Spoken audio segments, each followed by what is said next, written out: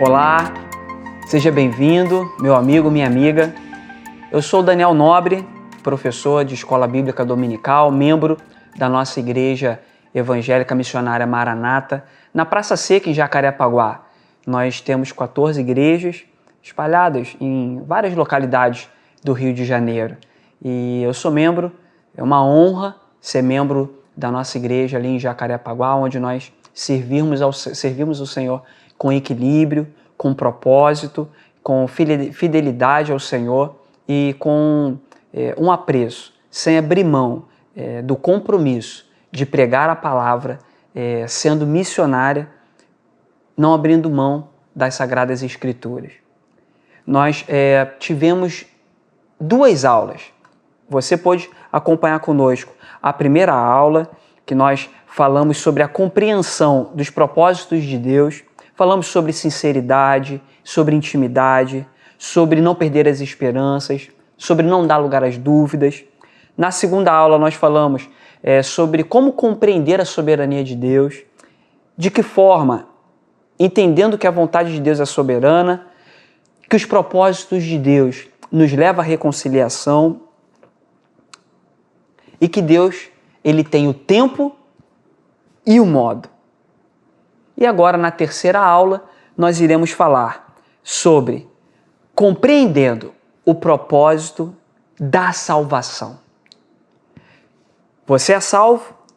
Você quer ser salvo? Você está buscando a salvação como algo progressivo na caminhada cristã? Então nós vamos entender hoje que Deus envia um consolo, Deus envia avivamento e Deus envia salvação. Todos esses princípios nós vamos entender estudando o livro do profeta Abacuque, principalmente nessa terceira parte do livro, que é o capítulo 3. Fique conosco, acompanhe, pegue a sua Bíblia, a sua caneta, seu bloco de anotações, que Deus vai falar com você. Vamos orar? Feche os seus olhos para que nós possamos juntos orar ao Senhor. Senhor, mais uma vez te damos graças, Pai, porque até aqui o Senhor tem nos ajudado. Obrigado porque de uma forma tão singela, tão profunda e tão direta, o Senhor tem falado conosco, Senhor. Através de homens, de mulheres, que compartilharam conosco através daquilo que o Senhor falou com eles no Antigo Testamento, no Novo Testamento, Senhor. Eles escreveram e chegou até nós as Tuas Sagradas Escrituras, Senhor. E o Teu Espírito Santo, o consolo, o nosso ajudador, o nosso amigo, o Senhor tem falado até nos dias de hoje. Nos ajuda, Senhor, nessa terceira aula, para que nós possamos compreender na plenitude aquilo que o Senhor separou para cada um de nós. Assim nós oramos a Ti e Te agradecemos, em nome de Jesus. Amém. Nós iremos dar início agora à nossa terceira aula, compreendendo o propósito da salvação.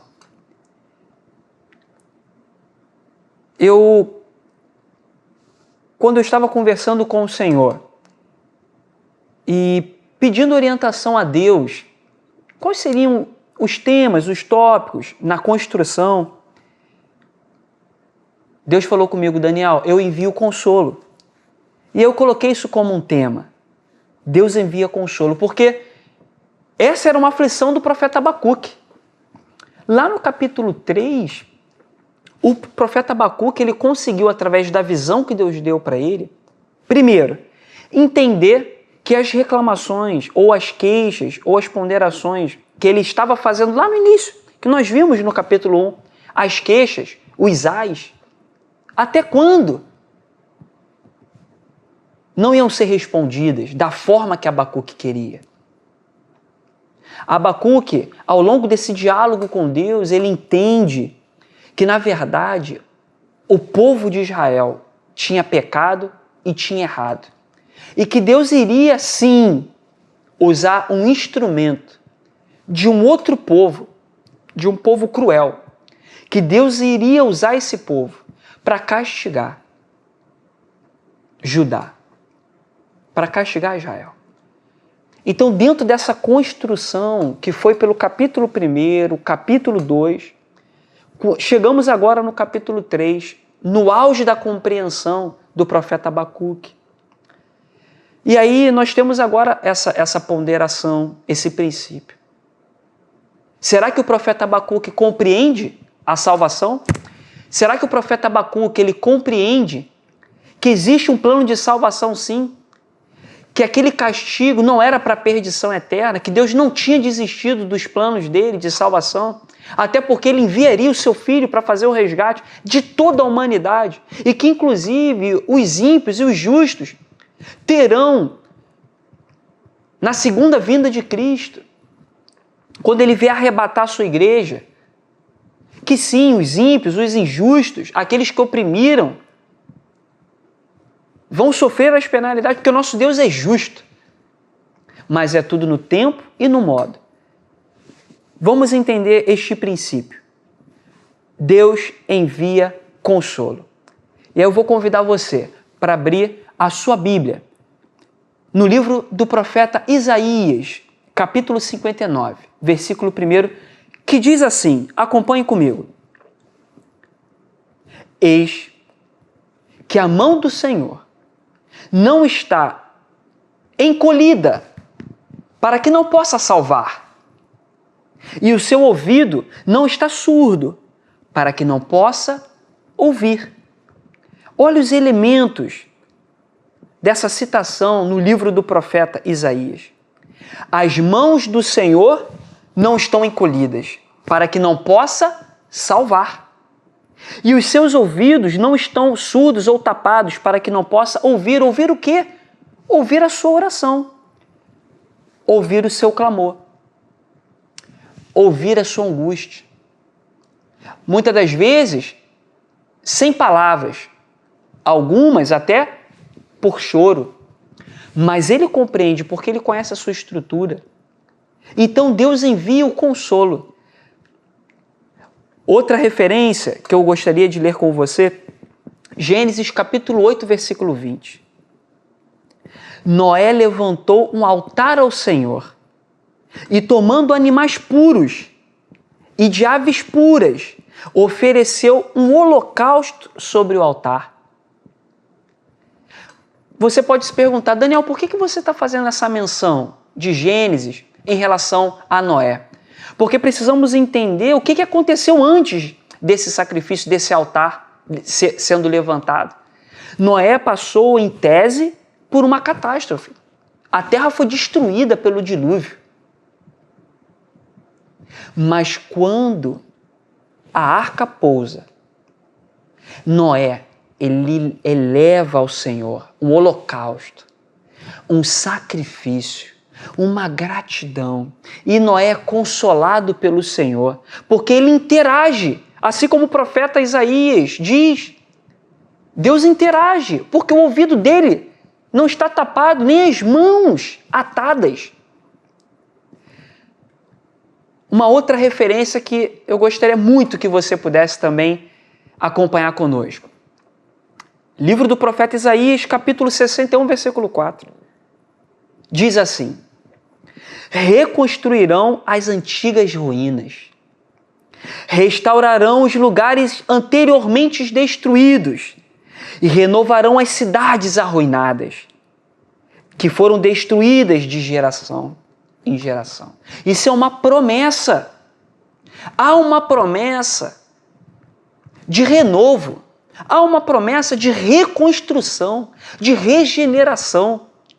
E essa promessa, ela se cumpre na vinda de Jesus, mas também na sua plenitude. Ela vai se cumprir quando Jesus voltar para buscar a sua noiva. E ali ele vai vir, vai nos consolar. Ali ele vai vir e vai julgar a terra. Mas você precisa ser consolado hoje. Você pode estar se perguntando, Daniel, eu creio que Deus vai enxugar as lágrimas, Jesus vai me consolar, vai me tomar pelos braços. Mas e nos dias de hoje, Daniel? Eu estou precisando ser consolado. E aí eu quero convidar você eu quero convidar você, eu quero te desafiar para que o Espírito Santo faça parte da sua vida. Talvez você já seja um cristão, mas quem sabe você que está nos assistindo, você não tenha tido uma experiência ainda com o Senhor. Talvez você ainda não tenha tido uma experiência com o Espírito Santo. E o que é o Espírito Santo? Que é o consolo, é o consolador, é o nosso amigo querido. É aquele que não nos abandona no dia da angústia, no dia da aflição. Sabe aquele dia que você coloca o seu travesseiro e coloca a sua cabeça para dormir, onde ninguém mais está te vendo, onde ninguém mais está vendo o seu choro? O Espírito Santo, ele está pronto para ouvir o seu clamor. Mas vamos entender o que é o Espírito Santo. O Espírito Santo no Antigo Testamento, ele aparece lá em Gênesis, quando Deus sopra nas narinas de Adão. E Deus soprou nas narinas de Adão. Esse soprar é roá, ou ruá, um termo mais tradicional, mas a pronúncia é roá. É o hálito, é o sopro, é o vento. E nós precisamos compreender que a escrita hebraica ela é polissêmica. O que é isso? A palavra no hebraico ela não tinha vogais. Então, ela tinha uma composição de vários sentidos. É esse princípio literário que se chama polissemia, palavras polissêmicas, uma mesma palavra com vários sentidos. Então, essa palavra ruá, ela significava no Antigo Testamento, dependendo do seu contexto, vento, sopro, espírito, hálito. Mas eu quero falar sobre a aplicação dessa palavra como Espírito Santo. Os escribas gregos, quando eles foram traduzir a Septuaginta, eles traduziram essa palavra ruá para paráclito. Em grego, paráclito, que significa ao lado de. Ela tem uma aplicação muito interessante como um advogado acompanhando o seu cliente num tribunal. Ele fica lado a lado do seu cliente, para que você possa compreender que o Espírito Santo, o Paráclito, Ruá, ele está ao teu lado. Como vento, ele pode vir às vezes de uma forma impetuosa, mas como vento, como uma brisa, ele vem muitas das vezes de forma simples. Jesus, quando ele foi assunto aos céus, ele nos deixou uma promessa do Espírito Santo, que ele deixaria o Consolador. E o Espírito Santo de Deus está comigo agora nesse momento. Nós estamos separados fisicamente, mas essa transmissão está chegando na sua casa e você, nesse exato momento, você pode convidar o Espírito Santo, que ele é atemporal, ele não se limita, ele é onipotente, onipresente, e ele está aí ao seu lado agora, se assim você o chamar. E ele vai te consolar. E o Espírito Santo, ele traz descanso para a nossa alma. Lá em Gênesis, diz que Deus soprou nas narinas de Adão. E ele se tornou alma vivente. Essa palavra alma, ela tem uma tradução, nefesh. No hebraico, nefesh. Foi traduzida também para o grego como psique. Psique. Por que psique? Alma. No grego foi traduzido como psique. Porque a nossa alma, ela não exprime os nossos sentimentos no músculo do coração. O coração, ele é um músculo, ele bate, bombeia o sangue. Se tem algum problema no nosso coração, nós buscamos os especialistas que são usados por Deus com seus dons, os médicos, cardiologistas. Agora, a alma, a expressão, a geração dos nossos sentimentos, a nefesh, o ser humano se tornando alma vivente, ela foi traduzida do grego psique. Porque as nossas emoções, elas são produzidas, os nossos pensamentos, as nossas dúvidas, os nossos porquês. A nossa alma fica aflita no nosso pensamento, no nosso psique.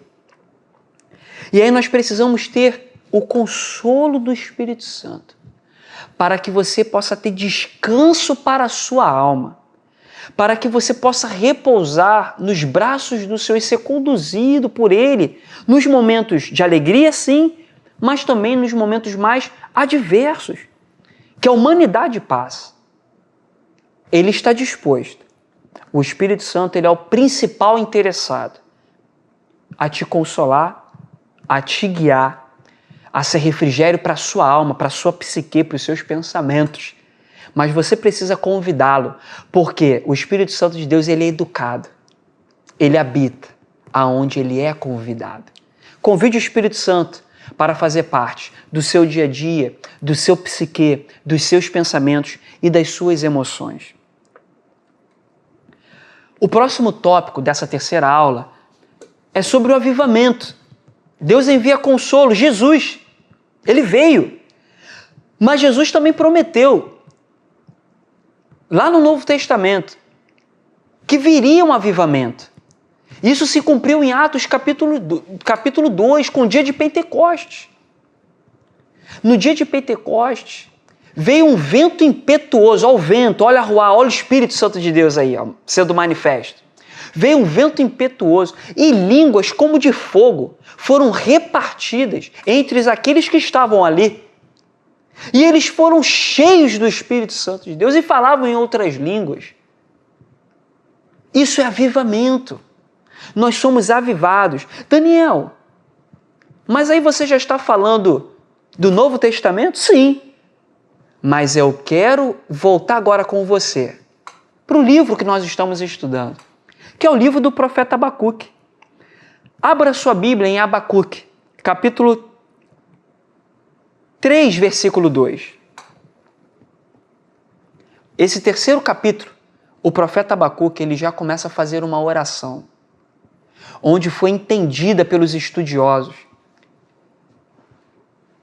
que foi um salmo, foi um cântico de Abacuque, transformado em oração. Alguns dizem, alguns críticos, poucos, que talvez essa parte do capítulo nem tenha sido feita por Abacuque, que o que Abacuque escreveu de fato foi o capítulo 1 e o capítulo 2. Isso se deu muito pelos manuscritos de Qumran, que foram alguns manuscritos achados no Oriente Médio, com algumas anotações dentro de vários manuscritos, chamados de manuscritos de Qumran. Você pode pesquisar depois um pouco mais sobre isso. Foram achados anotações sobre o livro de Abacuque, porém anotações, esboços do capítulo 1 e o capítulo 2. Pelo fato de não terem achado esboços do capítulo 3, alguns críticos chegaram a sugerir que esse capítulo 3 não tivesse sido escrito por Abacuque, mas isso caiu em desuso, porque sem o capítulo 3, sem essas exclamações e essas afirmações, essa oração do profeta Abacuque, o livro ele se completa, ele se encaixa e faz todo sentido.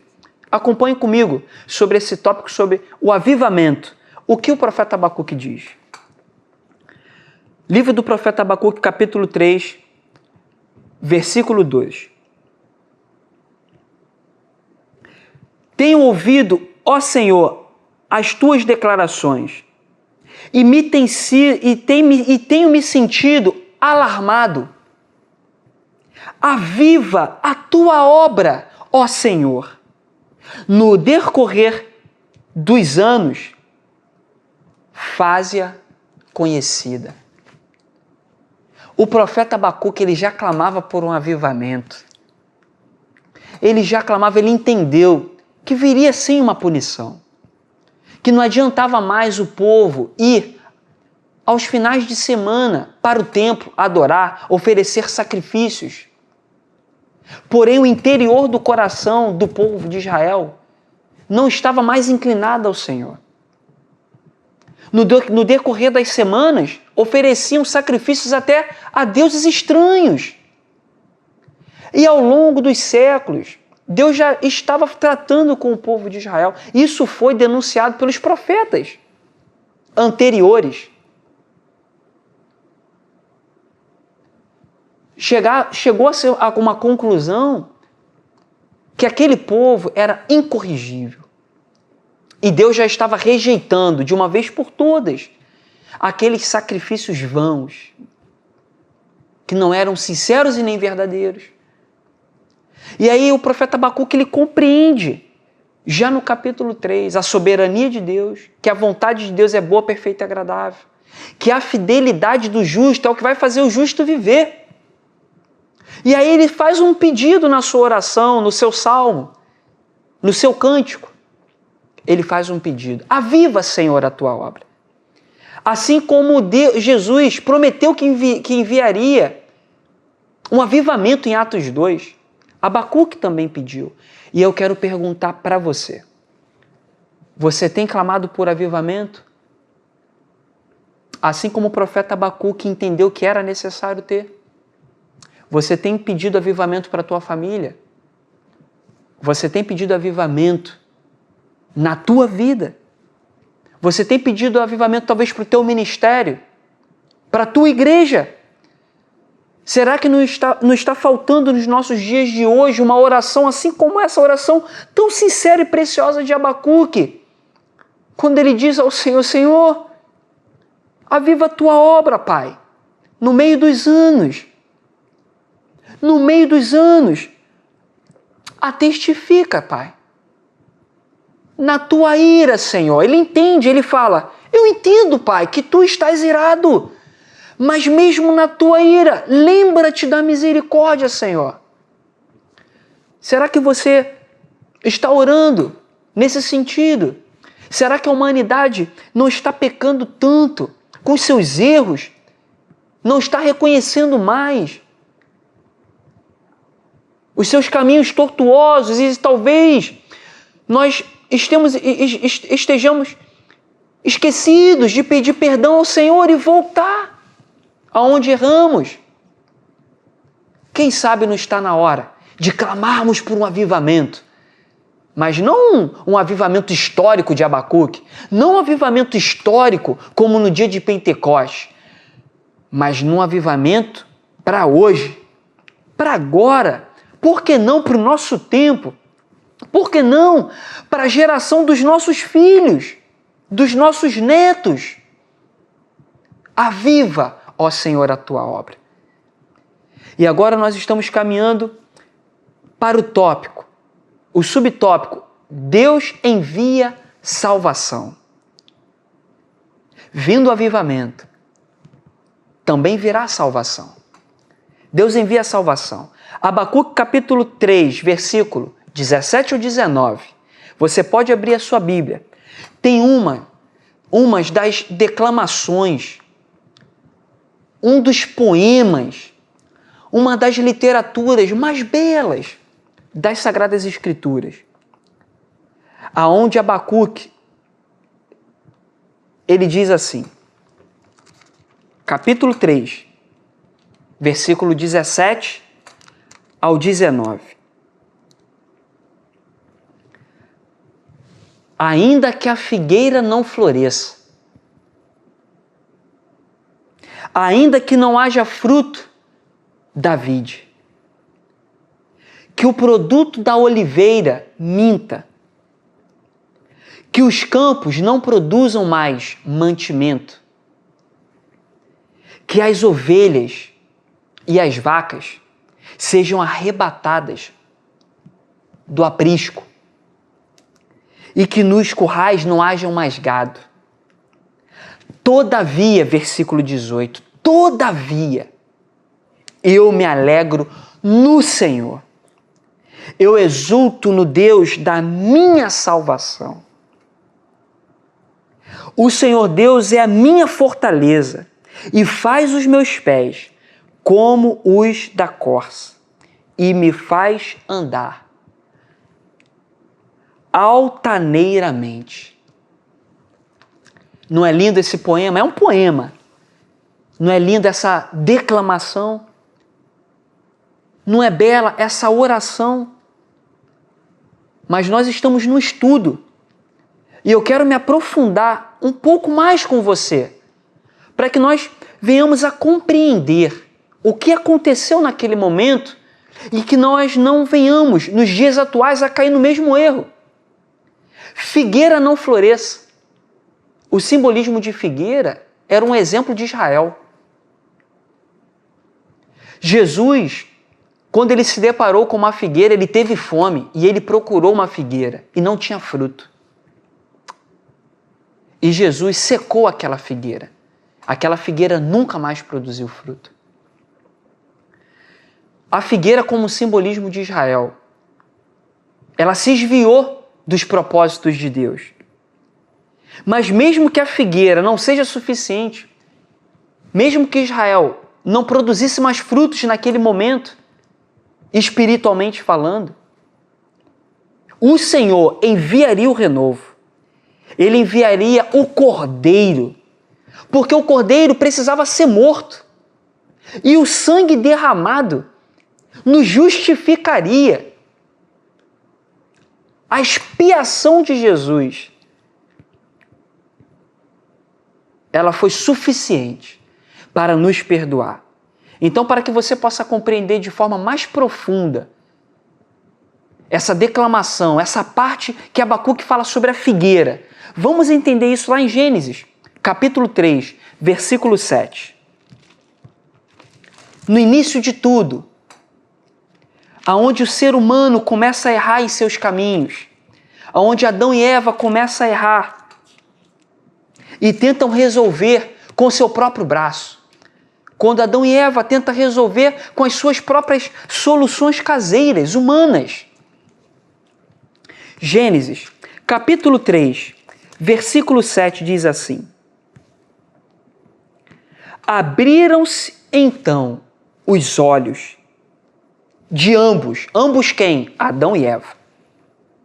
E percebendo que estavam nus, coseram folhas de figueira. Acompanha na sua Bíblia, na sua tradução. Mesmo que você seja católico, esteja com uma Bíblia católica, uma Bíblia protestante, uma Bíblia cristã, vai estar lá. Eles coseram folhas de figueira. Ainda que a figueira não floresça, ainda que a figueira não faça mais sentido, ainda que lá em Gênesis capítulo 3, abrindo-se os olhos e eles perceberam que estavam nus, que eles tinham pecado, eles tentam resolver o problema da nudez cozendo folhas de quê? Figueira, e tentam cobrir. Não foi suficiente. Não foi suficiente. Aqui tem um princípio. Não é com as minhas soluções humanas. Não é com o meu jeito, o meu jeitinho. É necessário que tenha intervenção de Deus para a minha vida. É necessário que venha a haver o agir de Deus na tua vida, para que os nossos erros venham ser corrigidos nele, por ele, através dele. E graças a Deus, que o plano de salvação, esse é o nosso tópico, né? O dia da salvação, como Deus envia a salvação. Graças a Deus, que ele percebe a tentativa de resolução através de folhas de figueira e ele corrige. E Deus aparece novamente para Adão e Eva. Acompanhe comigo em Gênesis, mesmo capítulo. Ao invés do versículo 6, do versículo 7, em Gênesis 3, nós vamos agora para a solução de Deus, para a humanidade, para substituir a ausência da figueira. Gênesis capítulo 3, versículo 21, diz assim: e fez o Senhor Deus vestimentas de pele para Adão e sua mulher e os vestiu. Simples assim. Em Gênesis 3, versículo 7, eles tentam resolver o problema do pecado com soluções humanas. Mas vem Deus com plano de salvação. No versículo 21, e Deus, ele diz assim para a humanidade: é necessário eu cobrir o pecado de vocês com uma pele de animal. Entenda, para fazer uma vestimenta de pele de animal é necessário sacrificar o animal. Quando você sacrifica o animal, é derramado sangue. O cordeiro foi morto por você e por mim. O sangue dele foi derramado para que ele viesse a cobrir os nossos pecados e nos justificar. Para que nós viéssemos a alcançar a salvação por intermédio do sacrifício de Jesus na cruz por mim e por você. O plano de salvação já estava dado em Gênesis. Ainda que a figueira não floresça, ainda que não haja o fruto da vide é uva. A uva produz vinho. O vinho ele tem um simbolismo de alegria, celebração. O vinho era utilizado no momento de culto, no ritual, não só hebreu, mas também no ritual pagão. Deus elimina a figueira. Deus está avisando para Abacuque que ele vai eliminar a alegria dos cultos que eram com inclinações erradas. Ele diz para Abacuque: ainda que os campos não produzam mantimentos. Que mantimentos eram aqueles? Cereais e trigo. O trigo ele era utilizado para fazer o pão. O trigo era utilizado não só para comida, mas também como elemento de culto. E Abacuque entende que os elementos de culto estavam sendo eliminados, porque o Senhor estava falando com ele. E aí ele fala para o Senhor: Senhor, ainda que não tenha figo, ainda que não tenha oliveira, ainda que não tenha vide. É interessante entender que a oliveira, ela produz azeitona. E a azeitona produz óleo. O óleo da azeitona era utilizado para ungir. O azeite era utilizado como energia para ter luz. E o profeta Abacuque, ele entende isso, que Deus estava eliminando um por um todos os elementos, não só de comida, mas os elementos que eram utilizados para aqueles cultos que Deus já não estava recebendo. Porque a inclinação, o desejo do homem, o propósito do homem era errado. Figueira não floresça, não haja fruto da vide, que o produto da oliveira minta, e que as ovelhas da malhada sejam arrebatadas e as vacas. Esses animais eram utilizados para o sacrifício, para o derramamento de sangue, para pedir perdão pelos pecados, tinha que se sacrificar. E o profeta Abacuque entende que mesmo que as ovelhas e as vacas sejam arrebatadas, a fé dele permaneceria firme no Deus da salvação. É necessário entender essa parte do capítulo 3. É necessário entender que não é só um culto. Nós temos muitos hinos sobre essa passagem, ainda que a figueira não floresça. Nós cantamos nos dias de hoje. Mas ela tem uma profundidade, que com isso, Deus estava eliminando, Ele estava dizendo para o seu fogo, para o seu povo, basta. Não vai haver mais celebrações entre vocês. Não vai haver mais cultos da forma que vocês estão fazendo, porque eu não estou mais recebendo. Mas a fé de Abacuque permanece inabalável. E eu quero agora entregar para vocês, para você que está me assistindo, caminhando para o final do nosso estudo, o período do profeta Abacuque, na primeira aula, Nós delimitamos entendendo que era por volta do ano de 607, 608. Após essa oração de Abacuque, o livro do profeta Abacuque se encerra no capítulo 3. E Deus, ele cumpre com o que ele disse para o profeta Abacuque, que castigaria o seu povo. Entre 1 a 2 anos após essa revelação do profeta Abacuque, Deus envia os babilônicos. E por volta do ano 606, 2 anos depois dessa escrita do profeta Abacuque, a primeira leva de cativeiros é sequestrada por Nabucodonosor. E junto dela, 2 anos depois, vai Daniel com os seus amigos. Na primeira leva. Deus cumpre os seus propósitos ou não cumpre? Deus, ele não é homem para que minta, nem filho do homem para que se retrate. Ele cumpre. E no que o povo de Israel é levado cativo, Israel não pode mais fazer seus sacrifícios. Israel não tem mais acesso ao templo.